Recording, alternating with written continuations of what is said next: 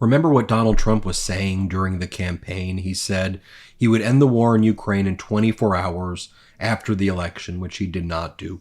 Even assuming that meant somehow it would end 24 hours after his inauguration. I'll tell you why that promise has been broken, since a major meeting with Ukraine has been canceled. And also, Donald Trump gave a press conference earlier yesterday where he said sometime in the future there'll be a meeting with Vladimir Putin, but didn't give any date certain for that. But here's what Trump said on the campaign trail. Again, I don't play Trump videos or audio anymore. That's a policy I instituted on my videos here on the MeidasTouch YouTube channel. But I'll tell you what he said. If you want to go and watch it yourself, you can go find the clip. But he said, here's how I will solve the war on Ukraine in 24 hours. I would tell Putin, gotta settle. I would tell Zelensky, you gotta settle.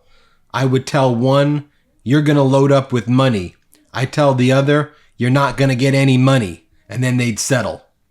Now, we pointed out the ridiculousness of that during the campaign, but that was something he repeated over and over again. So earlier on Thursday, Donald Trump held this press conference. He held a governor's meeting at Mar-a-Lago with MAGA Republican governors.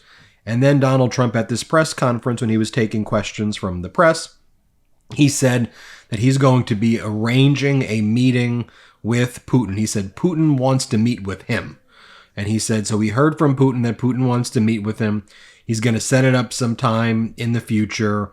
And he said that he wants to, set that up.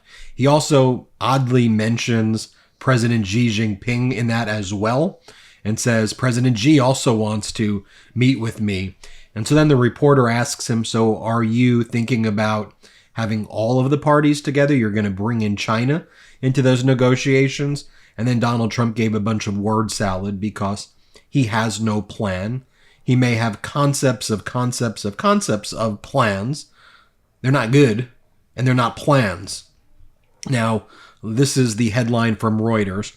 Trump says Putin wants to meet him, and the meeting is being set up.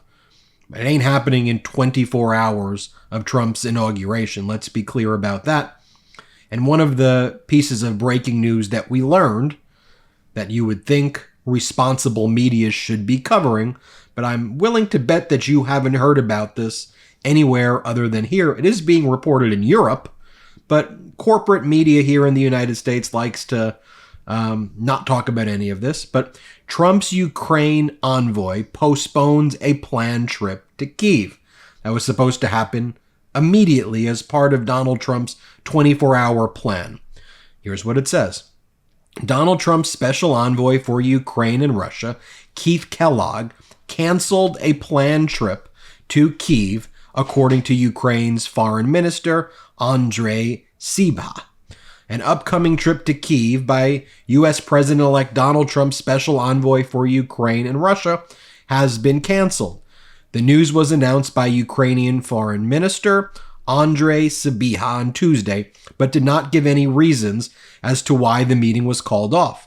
The planned meetings between Keith Kellogg, a highly decorated retired three-star general who's long been Trump's top advisor on defense issues, and Ukrainian officials are extremely important, Sybiha told reporters in the capital of Kyiv, quote, I am confident that this meeting will take place in its own time, added Sybiha during a joint press conference with his visiting Icelandic counterpart.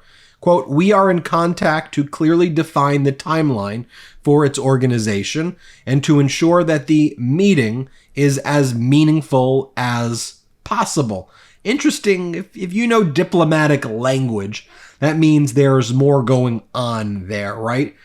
What it probably means, and again, I'm reading between the lines here, is that Donald Trump was basically trying to force something on Ukraine right away, and Ukraine was saying, no, we're not good. And by the way, you're bragging about meeting Vladimir Putin, so no.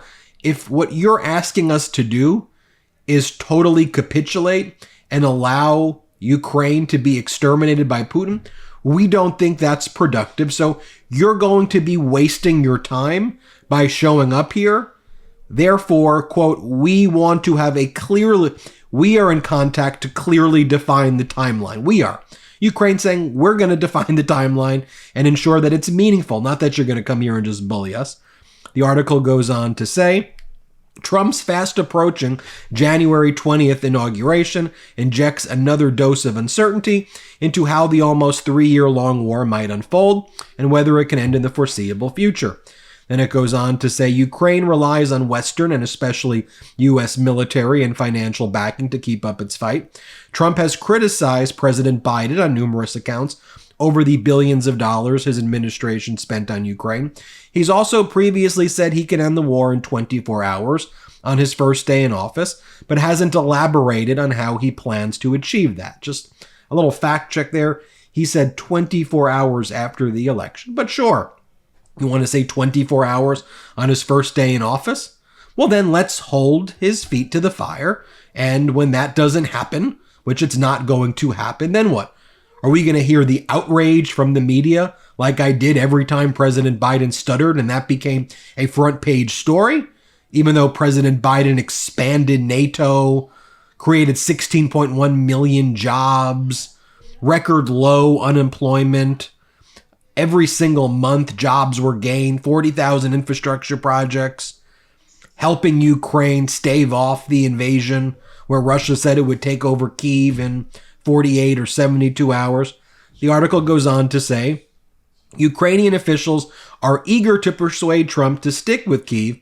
Ukraine's President Zelensky has tried to praise Trump for his strength and determination, blah, blah, blah, blah, blah. Now, here's an important point as well.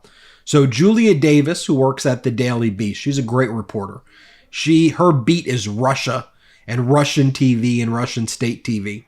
So one of the things that she pointed out was Russia is enjoying this, referring to when Donald Trump's been threatening Greenland and Canada and Panama and Mexico, whether it's with economic force or actual war, right? Donald Trump said he's not ruling out military force against Greenland, and which would be an attack on Denmark, our NATO ally, and he's not ruling out military force, he said, as it relates to Panama.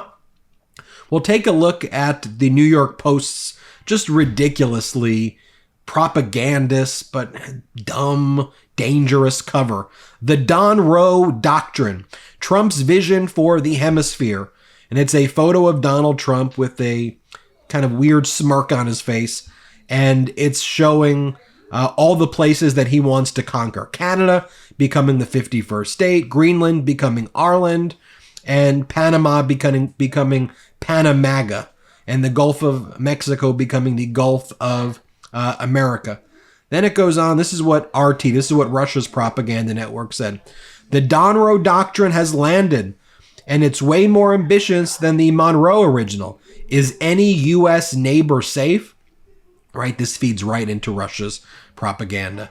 Donald Trump in that press conference at the governor's meeting also said, the people of Greenland would love to become a state of the United States. Now, Denmark maybe doesn't like it, but then we can't be too happy with Denmark, and maybe things have to happen with respect to Denmark having to do with tariffs.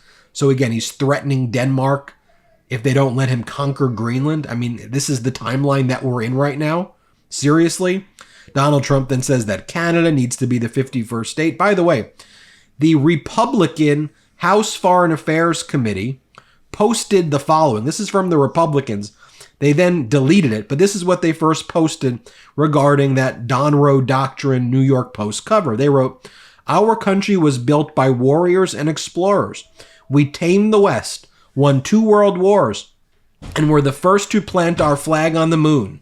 President Trump has the biggest dreams for America, and it's un-American to be afraid of big dreams." Now, I want to show you 2 things also that I think is very important for you to see.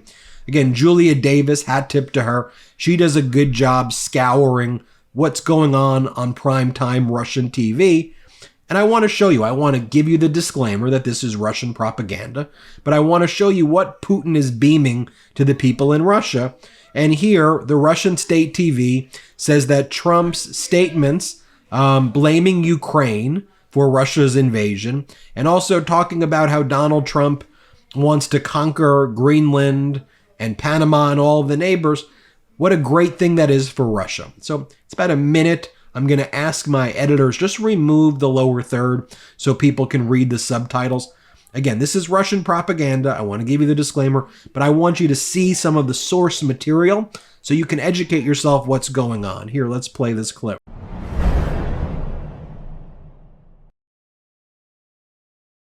Украинский конфликт – это фиаско Байдена, но завершить его можно довольно быстро.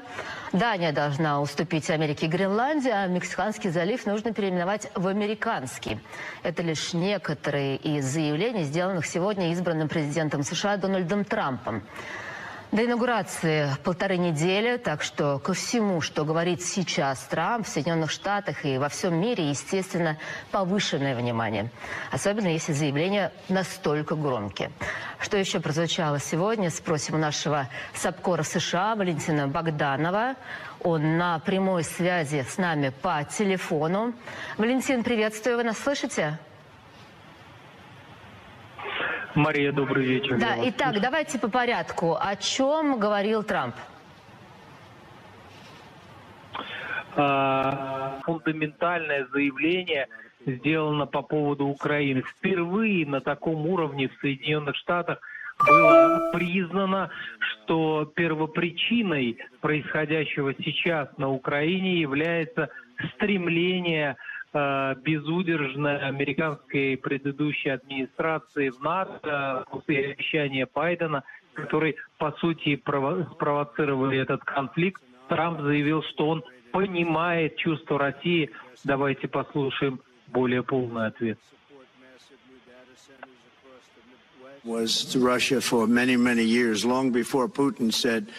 Долгие годы, еще до Путина, Россия говорила, что НАТО никогда не должна быть связана с Украиной. Это как будто было высечено в камне. А затем Байден сказал, что Украина должна иметь возможность присоединиться к НАТО. Таким образом, Россия получает НАТО прямо у своего порога. Я могу понять их чувства по этому поводу. Украина никогда не может присоединиться к НАТО. В действительности, я считаю, что у России и Украины была достигнута сделка, а затем Байден нарушил ее. У них была сделка, которая была бы удовлетворительной для Украины и всех остальных, но Байден сказал: нет, вы должны быть в состоянии вступить в НАТО. Не очень понятно, что конкретно имел в виду здесь Трамп. Вполне возможно, что речь идет о минских договоренностях. В любом случае видно, что избранный президент Соединенных Штатов все больше погружается в сложную повестку нынешнего конфликта, и он уже понимает, что, конечно, ни за какой первый день, ни за какие сутки все это решить нельзя. Теперь Трамп осторожно говорит о том, что на урегулирование, возможно, идет полгода, при этом он готов к прямым переговорам и контактам с Владимиром Путиным. Правда, сделал оговорку, что это будет возможно только после инаугурации, то есть после 20 января. Безусловно, журналистов интересовали и другие острые внешнеполитические сюжеты. У всех на слуху стремление Трампа заполучить Гренландию, вернуть контроль Соединенных Штатов над Панамским каналом, отношения с Канадой в фокусе внимания, ну и или напрямую, а как далеко он готов зайти в этом стремлении, готов ли он, например, использовать военную силу для того, чтобы достичь своих целей, в том, что касается Гренландии и Панамы. Послушаем его ответ.